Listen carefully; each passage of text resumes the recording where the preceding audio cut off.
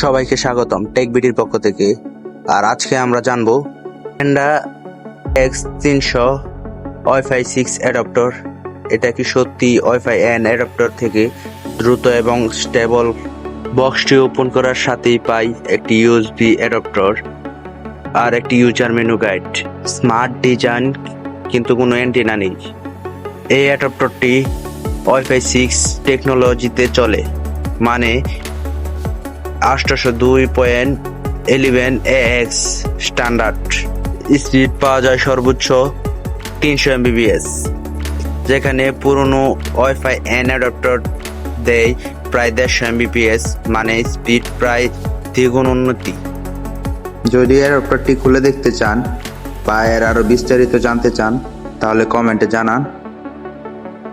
আর যদি অন্য কোনো সম্পর্কে ভিডিও দেখতে চান তাহলে কমেন্টে জানান।